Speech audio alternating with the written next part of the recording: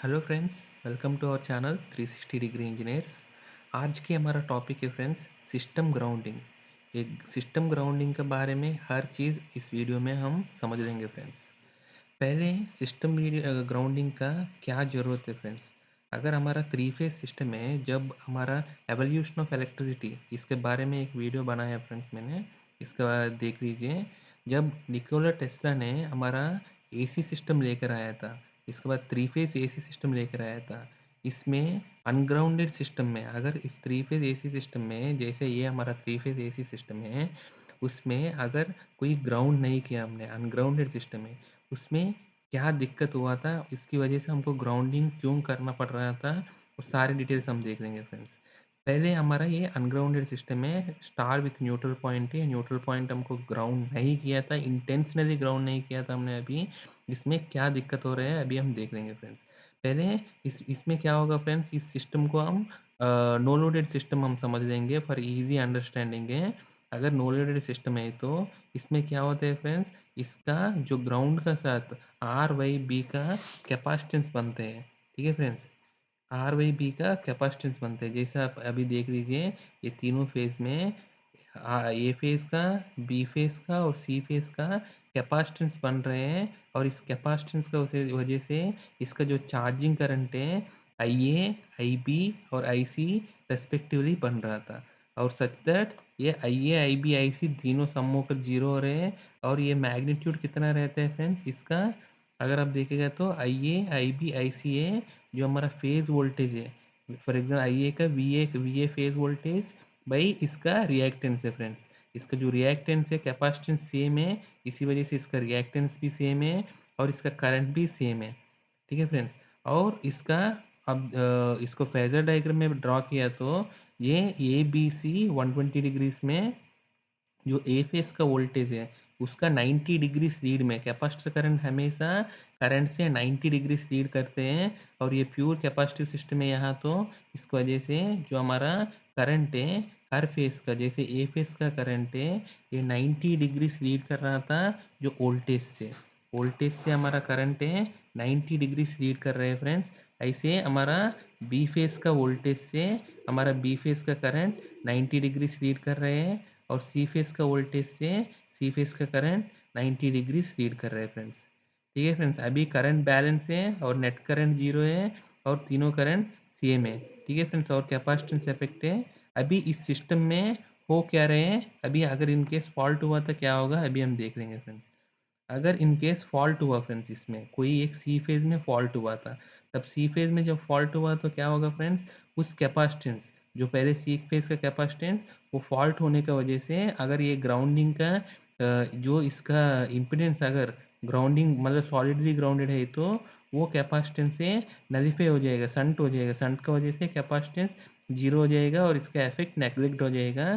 सो हमारा करंट अभी बन जाएगा फ्रेंड्स, ओनली ए और बी फेस का करंट है। और हमारा जो ग्राउंड में जो जा रहे हैं करंट वो आई ए प्लस आई बी होगा फ्रेंड्स, वो हमारा आई सी है फ्रेंड्स। ठीक है, जो हमारा सी फेज है अभी ऐसा करंट लीड करते हैं फ्रेंड्स। जो अभी आप देखेगा तो फ्रेंड्स, पहले हमारा वीडियो में आई ए, आई बी, आई सी तीनों का डायरेक्शन ऐसे ही है, लेकिन अभी सी फेज का करंट का डायरेक्शन उल्टा हो गया फ्रेंड्स। इसका इसका आई फेज का करंट उल्टा हो गया। पहले तो ये फीड कर रहा था, मतलब ये इन फेज सोर्स जैसे एक्ट कर रहा था, अभी ये सी फेज का करंट इसमें जा रहा है फ्रेंड्स।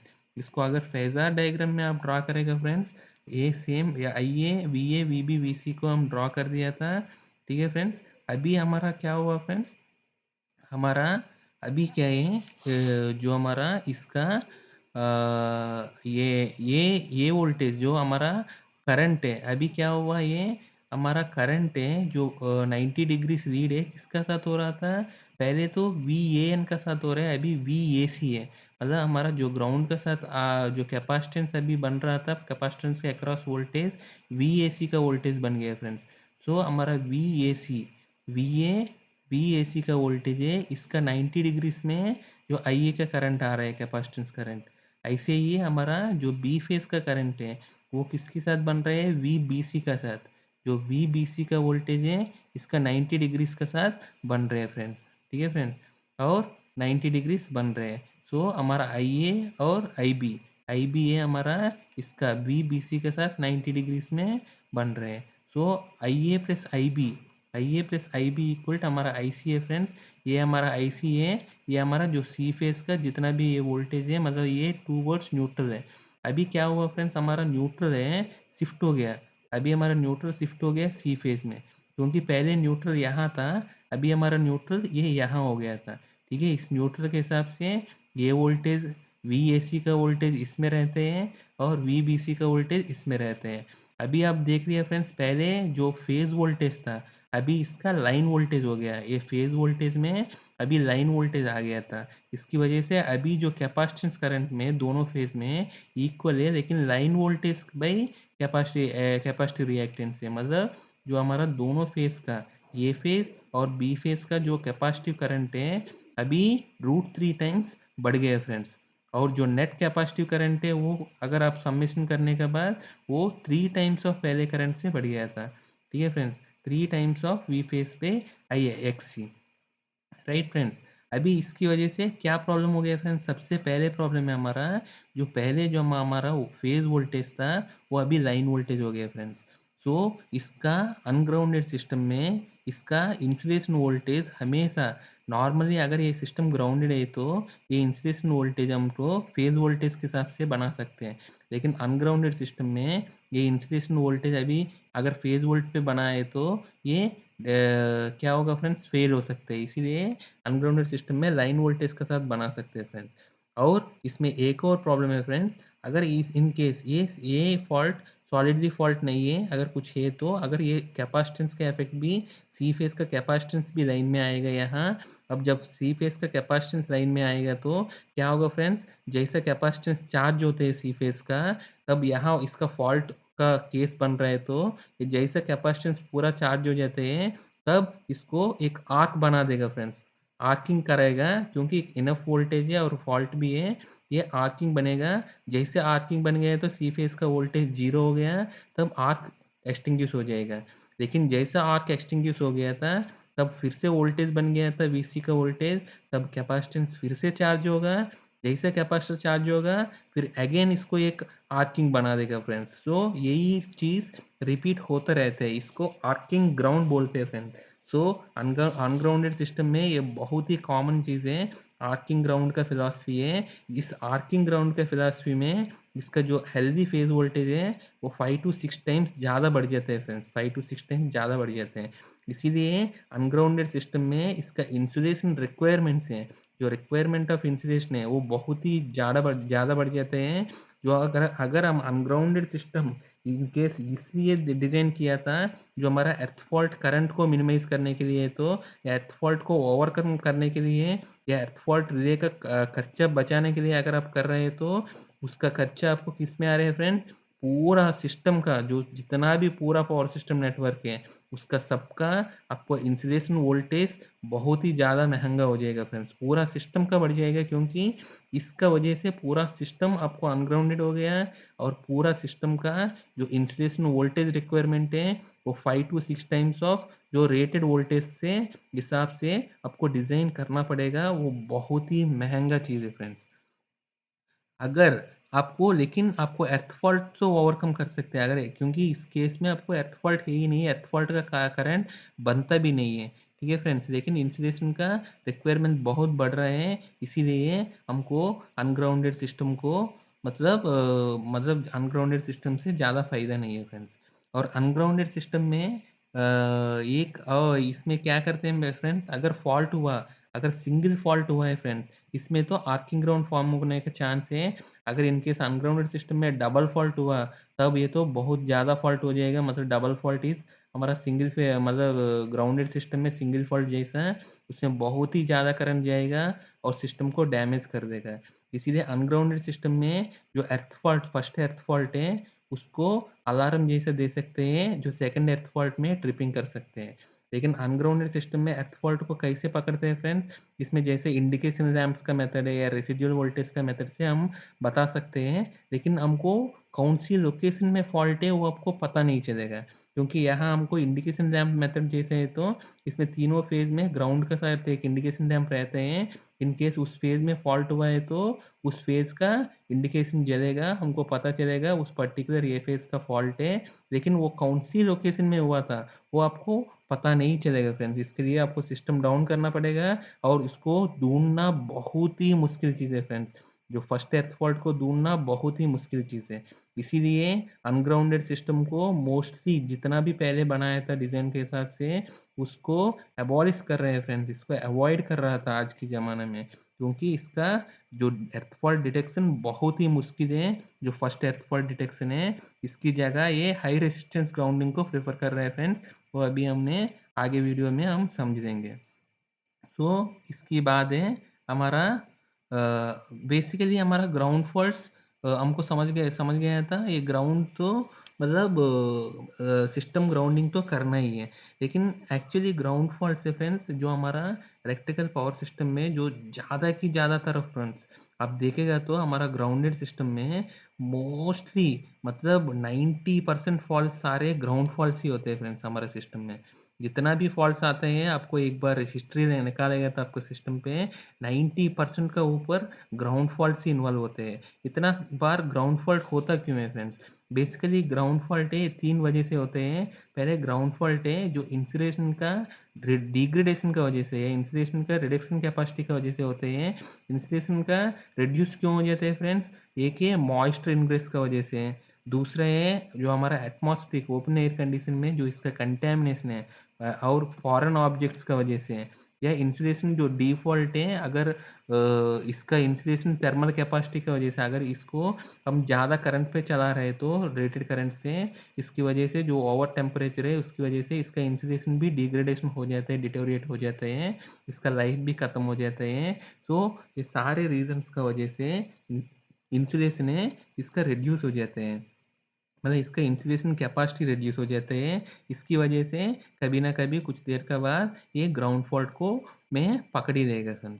और दूसरा ये जो physical damage to insulation system, अगर कोई मैकेनिकल स्ट्रेस का वजह से या नहीं तो कोई इंसुलेशन पंक्चर्स का वजह से अगर फिजिकली इंसुलेशन डैमेज हो गया फ्रेंड्स, तो वो तो ग्राउंड फॉल्ट क्रिएट होगा ही होगा फ्रेंड्स। तो physical damage to insulation system की वजह से भी ग्राउंड फॉल्ट क्रिएट होते हैं। और दूसरे तीसरे हमारा अगर एक्सेसिव ट्रांसिएंट या स्टेडी स्टेट वोल्टेज स्ट्रेसेस है, अगर सिस्टम के ऊपर स्टेडी स्टेट वोल्टेज एक्सेसिव आ गया जो हमारा रेटेड डाइलेक्ट्रिक विथस्टैंड का वजह से जो बेसिक इंसुलेशन लेवल BL का ऊपर अगर इसका स्टेडी स्टेट वोल्टेज स्ट्रेस या नहीं है तो इसका ट्रांसिएंट स्ट्रेस अगर आ गया इंसुलेशन के ऊपर, तब इंसुलेशन पंक्चर हो जाएगा और हमारा ग्राउंड फॉल्ट क्रिएट कर देगा। ठीक है फ्रेंड्स?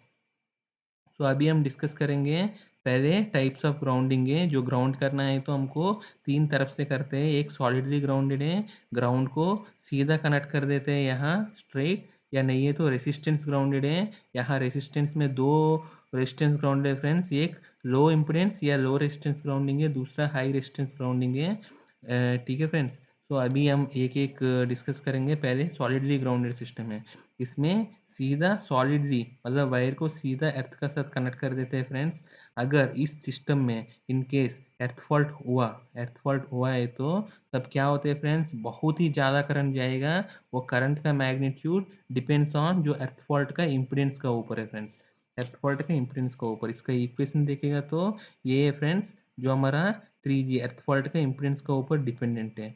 अगर आप देखेगा तो ये हमारा इन केस अगर एर्थ फॉल्ट है जो सॉलिडली मतलब बोल्टेड एर्थ फॉल्ट है, अगर एर्थ फॉल्ट का इम्पीडेंस ऑलमोस्ट जीरो है, तब हमारा क्या होगा फ्रेंड्स, जो मैक्सिमम एर्थ फॉल्ट करंट जाएगा that is equal to three phase जो फॉल्ट होते हैं फ्रेंड उसका इक्वल मैग्नीट्यूड जाते हैं। सो सॉलिडली ग्राउंडेड सिस्टम में बहुत ही ज़्यादा एर्थ फॉल्ट करंट जाएगा, क्योंकि इसमें कोई एर्थ फॉल्ट में कोई इम्पीडेंस बहुत ही कम है, इसीलिए बहुत ही ज़्यादा करंट जाएगा। और इसकी वजह से इफ़ेक्ट क्या है फ्रेंड्स, इसकी वजह से जो हमारा इफ़ेक्ट है, अगर कोई भी मोटर में अगर कोई छोटी सी एर्थ फॉल्ट हुआ, तब इस इतना करंट की वजह से मोटर को वाइंडिंग पूरा जल जाते हैं, या कोई ट्रांसफॉर्मर है, सारे इक्विपमेंट में डैमेज हो जाते हैं फ्रेंड्स। लेकिन फिर भी हम सॉलिडली ग्राउंडेड सिस्टम क्यों यूज़ कर रहे हैं, वो आपको अगले मतलब अभी बता देंगे फ्रेंड्स, अगले-अगले मतलब आगे बढ़ा बता देंगे इसका रीज़न क्या है। सो यही हमारा सॉलिडली ग्राउंडेड सिस्टम है, इसमें एर्थ फॉल्ट बहुत ही ज़्यादा रहते हैं। नेक्स्ट हमारा लो रेजिस्टेंस ग्राउंडेड सिस्टम है फ्रेंड्स। जो लो रेजिस्टेंस ग्राउंडेड सिस्टम में एक रेजिस्टेंस या लो इम्पीडेंस लगा देते हैं इसमें क्या है फ्रेंड्स, इस रेजिस्टेंस को ऐसे सेलेक्ट कर देंगे या 500 या 600 एम्पियर, मतलब जो हमारा लोड करंट जनरली कितना रहते हैं उसके आसपास इसको रेजिस्टेंस को सेट करेंगे। फॉर एग्जांपल है फ्रेंड्स, अगर हमारा सिस्टम वोल्टेज 4160 है, हम ऐसा फेज मतलब रख देंगे फ्रेंड्स, हम ग्राउंड फॉल्ट करंट को 600 एम्पियर सेलेक्ट कर देंगे। फॉर एग्जांपल इसका लोड करंट 600 एम्पियर है, हम एग्जांपल ले रहा हूँ मैं। अगर लोड करंट का जैसे ही हमको ग्राउंड फॉल्ट करंट सेट कर दिया 600 एम्पियर, तब हमको रेजिस्टेंस कितना होगा, 4 ओम। ये रेजिस्टेंस कम रेजिस्टेंस है, इसीलिए हमको बोल रहा था लो रेजिस्टेंस है। और इसमें अर्थ फॉल्ट करंट तो सॉलिडली ग्राउंडेड सिस्टम से तो बहुत ही कम हो गया था, क्योंकि सॉलिडली ग्राउंडेड सिस्टम में किलो एम्पियर में जाएगा। अभी हमारा सिस्टम में 4 ओम का रेजिस्टेंस लगाने से हमारा जो रेटेड करंट है, रेटेड नॉर्मल लोड करंट है, उतना आ गया या नहीं है, तो इससे कम भी कर सकते हैं बहुत छोटा रेजिस्टेंस से। तो इसीलिए इसको लो रेजिस्टेंस ग्राउंडिंग बोलते हैं फ्रेंड्स। इसमें ग्राउंड फॉल्ट करंट को नियर टू हमारा लोड करंट का बेसिस में लेकर आते हैं। तो इसको ऐसे फ्रेंड्स। नेक्स्ट हमारा हाई रेजिस्टेंस ग्राउंडिंग है फ्रेंड्स। हाई रेजिस्टेंस ग्राउंडिंग में हमारा ग्राउंड फॉल्ट करंट तो लेस देन 10 एम्पियर का या 1 to 5 एम्पियर रखा है फ्रेंड्स। 1 to 5 एम्पियर रखा है तो ये क्या होगा फ्रेंड्स, अराउंड 56 ओम आया फ्रेंड्स इसका रेजिस्टेंस अक्रॉस 56 ओम आया। तो हमको इतना कम कर दिया हमने रेजिस्टेंस को, इतना रेजिस्टेंस बढ़ा दिया था, जो अर्थ फॉल्ट करंट बहुत ही कम हो गया। इसकी वजह से क्या हो गया फ्रेंड्स, हमारा इंसुलेशन भी नहीं बढ़ेगा। हमारा अनग्राउंडेड सिस्टम में जो बेनिफिट है फ्रेंड्स, अनग्राउंडेड सिस्टम में क्या बेनिफिट है, अनग्राउंडेड सिस्टम में यही बेनिफिट है, जो इक्विपमेंट डैमेज नहीं होते हैं। क्योंकि अर्थ फॉल्ट कभी भी हुआ है तो इसमें फॉल्ट नहीं जाता है तो इसमें थर्मल स्ट्रेस नहीं बनते हैं। इसकी वजह से इक्विपमेंट जो भी हमारा मोटर से, ट्रांसफार्मर से, जो हमारे इक्विपमेंट्स हैं वो डैमेज नहीं होते हैं। लेकिन हमारा सॉलिडली ग्राउंडेड सिस्टम में किलो एम्पियर में, जैसा हमारा सिस्टम का फॉल्ट लेवल 40 किलो एम्पियर है, तो 40 किलो एम्पियर करंट अगर इसमें मोटर में गया है तो उसकी वजह से जो I2RT की वजह से जो थर्मल स्ट्रेस बना था, उसकी वजह से हमारा कोर और वाइंडिंग डैमेज हो जाते हैं और मोटर को चेंज करना पड़ता है, वो तो बहुत कॉस्टली हो जाते हैं। उसको अवॉइड करने के लिए अगर हाई रेजिस्टेंस ग्राउंडिंग में क्या हुआ था, हम तो बहुत ही कम लिमिट कर दिया इसमें। इसकी वजह से हमको क्या किया फ्रेंड्स, हमने चाहिए तो इसमें फर्स्ट ग्राउंड फॉल्ट में इसमें चाहिए तो हमको ट्रिप नहीं करने की ज़रूरत नहीं है। हमको चाहिए तो अलार्म दे सकते हैं, और सेकंड ग्राउंड फॉल्ट में हमको ट्रिप कर सकते हैं। फर्स्ट ग्राउंड फॉल्ट को ट्रेस करके कहाँ पे, अगर ऑनलाइन में इसको क्लियर कर सकते हैं या नहीं है तो छोटी सी पार्ट सिस्टम को आइसोलेट करके मैन्युअली, इसको सिस्टम को इफेक्ट नहीं होगा ग्राउंड फॉल्ट की वजह से, और अलार्म पे इसको एक्टिवेशन लेकर, और अगर अलार्म क्लियर नहीं हो पाएगा तो सेकंड ग्राउंड फॉल्ट पे हम इसको ट्रिपिंग दे सकते हैं फ्रेंड्स। तो हाई रेजिस्टेंस ग्राउंडिंग में जो अनग्राउंडेड सिस्टम का सारे एडवांटेजेस हाई रेजिस्टेंस ग्राउंडिंग में है, और वो इंसुलेशन रिक्वायरमेंट भी उतना नहीं बढ़ते हैं फ्रेंड्स। ठीक है, अभी हम देख लेंगे फ्रेंड्स, ये कौन सी ग्राउंडिंग कहाँ कहाँ यूज़ करते हैं। मैं आपको ऑलरेडी बता दिया था, जो लो सॉलिडली ग्राउंडेड सिस्टम है इसमें इतना फॉल्ट करंट है, इतना ज़्यादा फॉल्ट करंट है, फिर भी हमको सॉलिडली ग्राउंडिंग कहाँ यूज़ करना पड़ता है फ्रेंड्स। सॉलिडली ग्राउंडेड सिस्टम में फ्रेंड्स, जो हमारा LT सिस्टम है, जो हमारा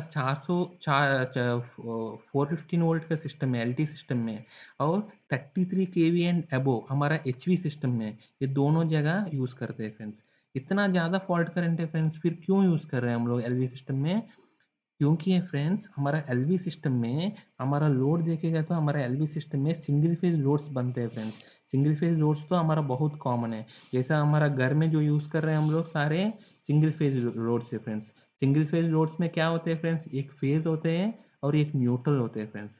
और हमारा सिंगल फेज लोड्स क्या होते हैं फ्रेंड्स, जैसे हमारा सीलिंग फैन है घर पे यूज़ कर रहे हैं, लाइटिंग से, या सिंगल फेज वेल्डिंग मशीन से, ये फ्रिज है, रेफ्रिजरेटर है, ये सब सिंगल फेज का सिस्टम है ना फ्रेंड्स। ये सब के लिए आपको सिंगल फेज सप्लाई तो चाहिए। सिंगल फेज के लिए एक फेज चाहिए और एक न्यूट्रल चाहिए, वो भी ग्राउंडेड होना चाहिए। न्यूट्रल में 0 वोल्ट होना चाहिए, तभी हमको फेज वोल्टेज उतना मिलेगा फ्रेंड्स। अदरवाइज न्यूट्रल आपको ग्राउंड नहीं किया, तब आपको जो सिंगल फेज सिस्टम में आपको जो 230 वोल्ट है, 415 वोल्ट का सिस्टम है, वो मिलेगा नहीं है, बहुत कम मिलेगा। सो आपको सिंगल फेज लोड्स को नहीं चला सकते, इसीलिए आपको सिंगल फेज लोड्स का रिक्वायरमेंट का वजह से आपको एलटी सिस्टम में जो 415 वोल्ट का सिस्टम में आप सॉलिडली ग्राउंडेड यूज़ कर रहे हैं, इवन दो इसका फॉल्ट करंट इतना ज़्यादा है, क्योंकि हम अवॉइड नहीं कर पा रहे हैं क्योंकि हमारा सिंगल फेज लोड्स का वजह से। ठीक है फ्रेंड्स, अभी हम 33 केवी एंड अबो, अगर 33 केवी एंड अबो में अगर सॉलिडली ग्राउंडेड किया तो उसमें तो और डैमेज होगा फ्रेंड्स।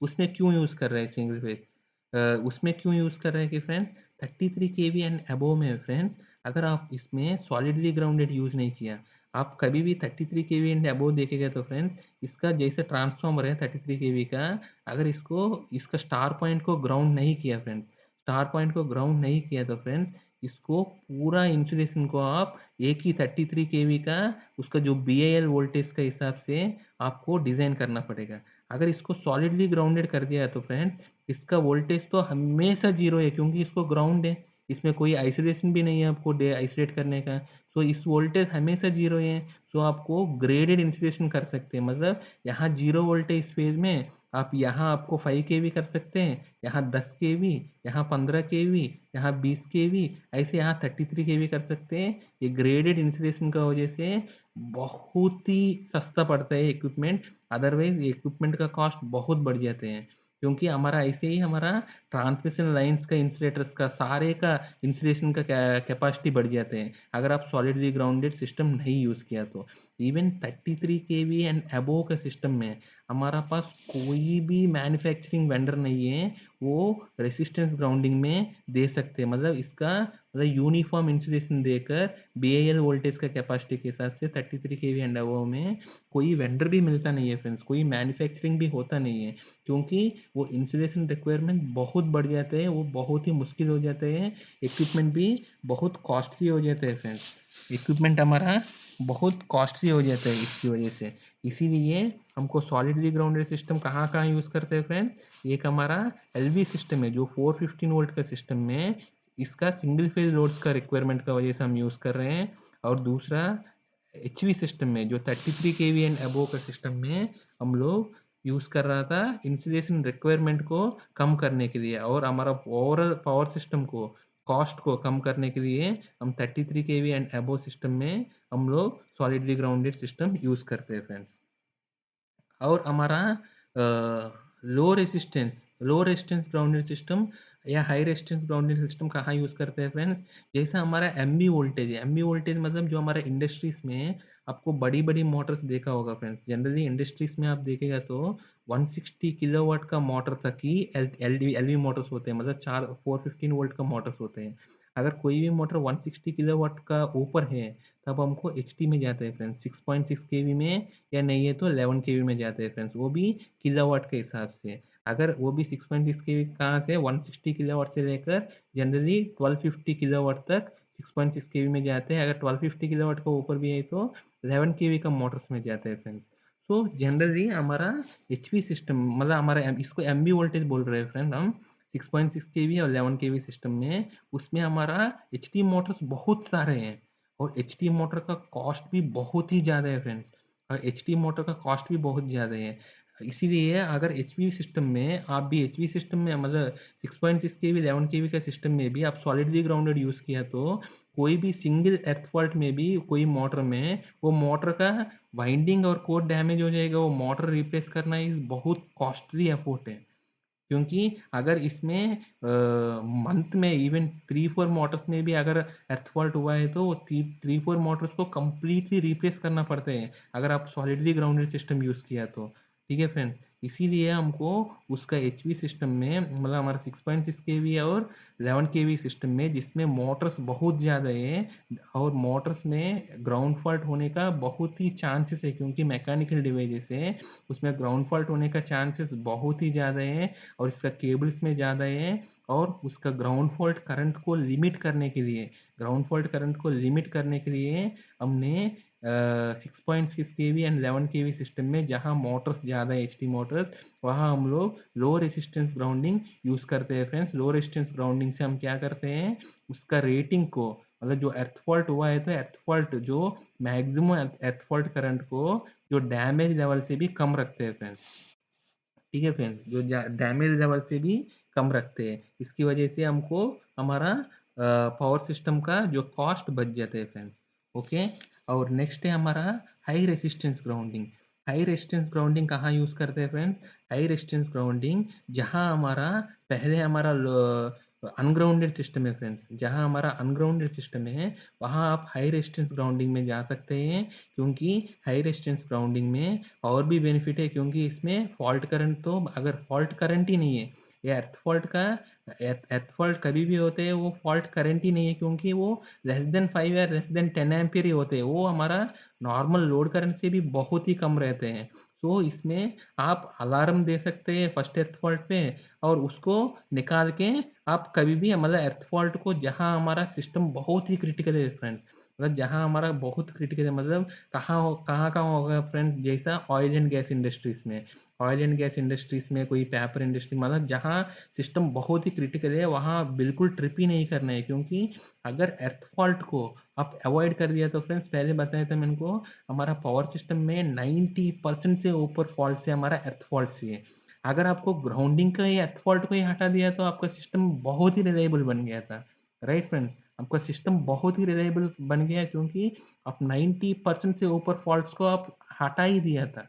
राइट, तो जहाँ सिस्टम को बहुत ही रिलायबल चाहिए, like like oil and gas system या ड्रिलिंग सिस्टम, उसमें रिलायबल मतलब क्यों रिलायबल चाहिए फ्रेंड्स, क्योंकि अगर इन केस उस सिस्टम में, या नहीं है तो कोई लाइक पेट्रोकेमिकल इंडस्ट्रीज में, उसमें क्या होते हैं फ्रेंड्स, पहले ऑयल इंडस्ट्रीज में अगर कोई भी पावर इंटरप्शन की वजह से अगर यूनिट बंद हो गया तो कितना भी प्रोडक्ट होते हैं फ्रेंड्स, वो प्रोडक्ट पूरा को जलाना पड़ता है, वो पूरा प्रोडक्ट को जलाना पड़ता है, उसकी वजह से इन्वायरमेंटल कंस्ट्रेंट है फ्रेंड्स, जो पूरा प्रोडक्ट जलने की वजह से पूरा जो कार्बन एमिशन है इन्वायरमेंट में रिलीज होते हैं, वो इरिपेरेबल डैमेज है फ्रेंड्स, वो हमको इरिपेरेबल डैमेज है हमारे इन्वायरमेंट को। सो ऐसे जगह हमको हाई रेजिस्टेंस ग्राउंडिंग यूज करके हमको अर्थ फॉल्ट करंट को अवॉइड ही कर सकते हैं, और ट्रिपिंग को अवॉइड कर सकते हैं, और प्लांट का रिलायबिलिटी बढ़ा सकते हैं।